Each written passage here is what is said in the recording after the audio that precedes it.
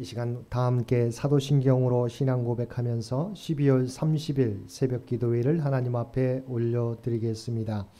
전능하사 천지를 만드신 하나님 아버지를 내가 믿사오며 그 외아들 우리 주 예수 그리스도를 믿사오니 이는 성령으로 잉태하사 동정녀 마리아에게 나시고 본디오 빌라도에게 고난을 받으사 십자가에 못 박혀 죽으시고 장사한 지 사흘 만에 죽은 자 가운데서 다시 살아나시며 하늘에 오르사 전능하신 하나님 우편에 앉아 계시다가 저리로서 산자와 죽은 자를 심판하러 오시리라.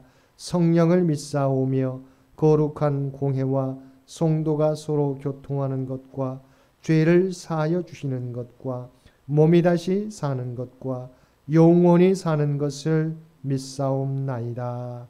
아멘. 우리 다 함께 찬송 315장 통합찬송과 512장입니다. 찬송 315장 통합찬송과 512장입니다.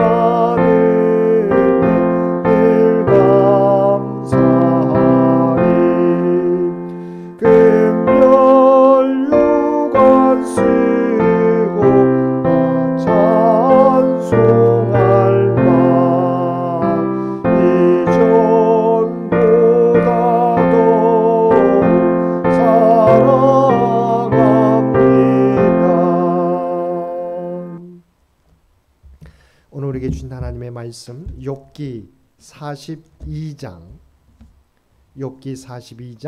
1절에서 6절까지 말씀입니다. 욥기 42장 1절에서 6절까지 말씀입니다. 우리 주신 말씀 욥기 42장 1절에서 6절까지 우리 한 절씩 교독하겠습니다. 욥이 여호와께 대답하여 이르되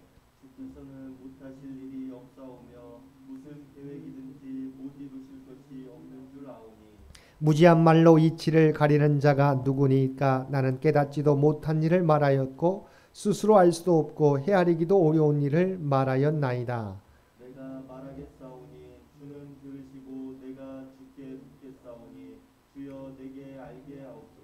내가 주께 대하여 귀로 듣기만 하였사오나 이제는 눈으로 주를 배움나이다. 그러므로 내가 스스로 거두어드리고 티끌과 제 가운데서 회개하나이다. 아멘. 오늘도 새벽을 깨우고 말씀과 기도로 목요일 하루를 시작하는 우리 모든 성도들 가운데 하나님의 놀라운 은혜가 언제나 함께 하시기를 주님의 이름으로 간절히 축원드립니다. 본문은 욥기의 마지막 장으로 하나님의 두 번째 말씀에 대한 욥의 답변입니다. 또한 본문은 욥이 하나님 앞에 회개하는 내용으로 구성되어 있습니다. 욥은 전능하신 하나님을 뵙고 그 주권을 인정하고 있습니다. 2절 말씀입니다. 주께서는 못하실 일이 없사오며 무슨 계획이든지 못 이루실 것이 없는 줄 아오니. 이는 하나님이 주권자시기 때문에 자기에게 재앙을 허락하실 권세까지 가지고 계심을 인정한 것입니다. 그런데 여기서 욥의 회개는 욥의 세 친구가 요구한 것처럼 자기를 재앙으로 몰아넣은 죄에 대한 회개가 아니었습니다. 왜냐하면 욥이 재앙을 겪은 것은 그의 죄 때문이 아니었기 때문입니다. 또한 이 재앙은 욥이 세 친구와 논쟁하면서 주장했던 것처럼 하나님의 불의하심 때문도 아니었습니다. 다만 인간이 이해할 수 없는 하나님의 주권적 섭리에 의해 일어났던 것입니다.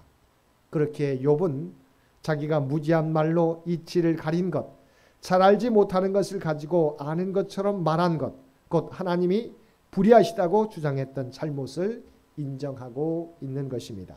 3절 말씀입니다. 무지한 말로 이치를 가리는 자가 누구니까? 나는 깨닫지도 못한 일을 말하였고 스스로 알 수도 없고 헤아리기도 어려운 일을 말하였나이다. 욥은 친구들이 자신을 비난하고 공격할 때 방어하기 위해 분명하게 알지도 못하면서 함부로 말한 것을 회개한 것입니다. 사람이 알 수 있는 지식은 극히 제한적일 수밖에 없습니다. 특히 눈에 보이지 않는 하나님과 그분의 뜻에 대해 인간 스스로 알 수 있는 것은 극히 제한적입니다. 그러나 하나님을 모르는 사람들은 자신들이 가진 지극히 부분적인 지식을 가지고 많은 것을 알고 있다고 착각합니다. 하지만 하나님의 존재를 아는 사람들은 하나님의 지혜의 깊이와 넓이가 무한함을 알기 때문에 겸손해질 수밖에 없습니다. 욥은 잠시 겸손한 태도를 잃어버리고 무지한 말로 이치를 가린 자신의 행위에 대해 회개했던 것입니다. 성도는 자신의 한계를 항상 인식하며 하나님과 사람 앞에 겸손한 자세를 지녀야 할 것입니다. 이어서 욥은 이제 아는 척하지 않고 하나님께 여쭙겠으니 하나님의 응답해 주시기를 간구합니다. 왜냐하면 하나님이 알게 해주셔야만 무지함에서 해방되어 참된 지식을 얻을 수 있기 때문입니다. 4절 말씀입니다. 내가 말하겠사오니 주는 들으시고 내가 주께 묻겠사오니 주여 내게 알게 하옵소서. 대부분의 경우 사람들은 어려운 문제에 봉착하면 하나님께 문제를 해결해 달라고 간구합니다. 자신이 원치 않는 상황이니 그 상황을 반드시 변화시켜 달라고 요구하는 것입니다. 그러나 욥은 하나님의 뜻이 무엇인지를 묻는 것이 우선 해야 할 일임을 깨달았습니다. 무슨 일이건 하나님의 계획과 섭리 밖에서 이루어지는 일은 없다는 것을 알았기 때문입니다. 그래서 욥은 하나님이 못하실 일이 없고 무슨 계획이든 못 이루실 것이 없음을 안다고 고백합니다. 대부분의 사람들은 자신이 결론을 내려놓고 그대로 이루어 달라고 간구하지만 먼저 해야 할 일은 하나님의 뜻을 묻고 깨달아 아는 것입니다. 성도는 모든 일에 있어서 하나님의 뜻을 먼저 구하고 하나님의 뜻을 이루기 위해 말하고 행동해야 하는 것입니다. 욥도 처음 재앙을 당했을 때는 주신 이도 여호와시요 거두신 이도 여호와시오니라고 고백했고 또한 우리가 하나님께 복을 받았은즉 화도 받지 아니하겠느냐고 고백하며 하나님의 주권을 인정했습니다. 하지만 하나님이 자신의 호소에 응답하지 않으신 것 같은 시간이 길어지면서 그의 입에서 탄식과 원망이 나왔던 것입니다. 그러나 이제 하나님이 그를 만나 주심으로써 그는 하나님이 자신의 고통을 이미 알고 계심을 확인하게 되었습니다. 5절 말씀입니다. 내가 주께 대하여 귀로 듣기만 하였사오나 이제는 눈으로 주를 배움나이다. 욥은 자신이 전에는 하나님에 대해 귀로 듣기만 했는데 이제는 눈으로 하나님을 배움는다고 고백하고 있습니다. 이는 그가 고난을 통해 하나님의 구체적이고 깊이 알게 되었음을 의미합니다. 욥은 갑자기 임한 재앙이 자신에게 어떤 의미이며 하나님의 뜻이 무엇인지 처음에는 알 수 없었지만 나중에는 깨닫게 되었습니다. 고난을 통하여 하나님을 아는 풍성한 지식을 얻은 것입니다. 이 지식이 그를 회개로 이끌었습니다. 그는 자신이 무지함으로 범죄한 일에 대해 댓글과 제 가운데서 하나님께 회개한다고 고백했습니다. 6절 말씀입니다. 그러므로 내가 스스로 거두어드리고 댓글과 제 가운데서 회개하나이다. 이처럼 하나님과의 만남은 상황의 변화가 없다 하더라도 성도를 회복시키는 능력을 가지고 있습니다. 하나님을 알수록 상대적으로 죄인인 자신의 모습을 발견하게 됩니다. 그리고 회개를 통하여 우리의 믿음이 더욱 성숙해지는 것입니다.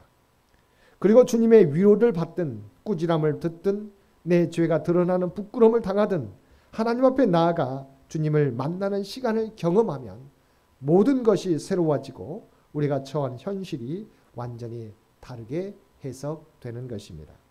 그렇게 우리는 꾸준히 주님을 만나는 자리를 찾아 나아가야 합니다. 우리가 고난 가운데도 주님의 섭리가 무엇인지 묻고 기다려야 하는 이유에 대하여 예수님의 십자가상의 부르짖음이 우리에게 보여주고 있습니다. 예수님이 십자가에서 고통 가운데 나의 하나님 나의 하나님 어찌하여 나를 버리시나이까라고 탄식했을 때도 하나님은 침묵하셨습니다. 그러나 하나님은 그 고통을 모르시는 것이 아니었습니다. 모든 것을 알고 계셨습니다. 낱낱이 아셨습니다. 그리고 십자가를 통하여 우리의 죄를 사해 주셨습니다. 또한 사흘 만에 예수님을 부활케 하시고 이후 하나님 보좌 우편에 앉게 해 주셨습니다. 하나님께서 침묵하신다고 하여 우리의 일을 모르시는 것이 아닙니다. 하나님 우리가 당하는 일을 모두 알고 계십니다. 그리고 하나님의 때가 되면 하나님의 방법을 통해 하나님의 뜻을 나타내시고 우리를 하나님의 뜻 가운데 사용해 주시는 것입니다. 그러므로 우리가 구해야 할 것은 하나님을 신뢰하고 그분을 만나기를 힘쓰는 것입니다. 하나님에 대한 신뢰가 있으면 우리는 어떠한 상황 가운데 놓일지라도 모든 것이 합력하여 선을 이루시는 하나님을 믿고 담대함으로 나아갈 수 있을 것입니다. 오늘도 모든 것이 합력하여 선을 이루시는 하나님이심을 믿고 어떠한 상황을 만날지라도 하나님을 찾으며 담대하게 믿음의 발걸음을 옮기며 나아가는 저와 여러분 모두가 되시기를 주님의 이름으로 간절히 축원드립니다. 함께 기도드리겠습니다. 사랑과 은혜가 충만하신 아버지 하나님, 우리가 하나님의 섭리 앞에서 겸손하게 주님을 바라보며 주님의 뜻을 기다릴 수 있는 우리 모두가 되기를 원합니다.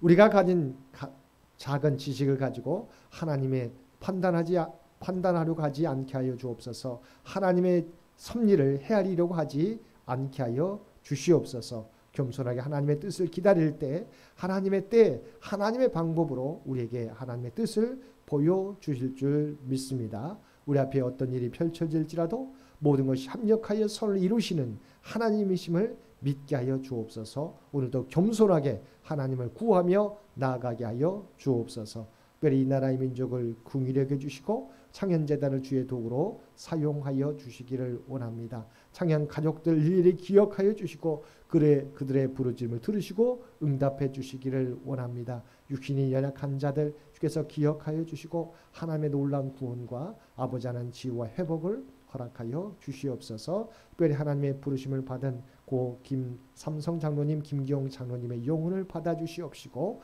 아버지 하나님 남은 유가족들에게도 이 슬픔을 주님의 재림의 날에 다시 만날 것을 소망하며 아버지 하나님 극복하며 나아갈 수 있도록 놀라운 은총 도하여 주옵소서. 오늘 이루어지게 된 모든 장례 절차 가운데도 그래서 친히 함께하여 주시고 주장하여 주옵소서.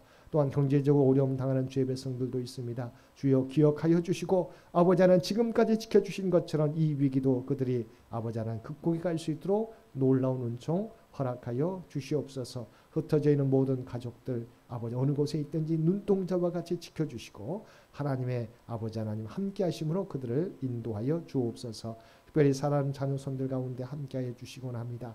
군에 있는 사랑하는 자녀들 아버지 추운 일기 가운데 그들의 몸과 영혼을 지켜주시옵소서. 그들이 제대할 때까지 강건함으로 지키시고 보호하여 주시옵소서. 또한 수능시험과 취업을 준비하며 결과를 기다리는 사랑하는 자녀들 아버지 하나님 그들의 수고와 땀을 아시지요. 좋은 열매 거둘 수 있도록 하나님의 영광 나타낼 수 있도록 귀한 은총 허락하여 주시옵소서. 또한 결혼과 임신과 출산을 위하여 간절히 기도하는 죄 백성들 아버지 하나님 기억하여 주시고 그들의 부르짖음을 주여 들으시고 응답하여 주옵소서.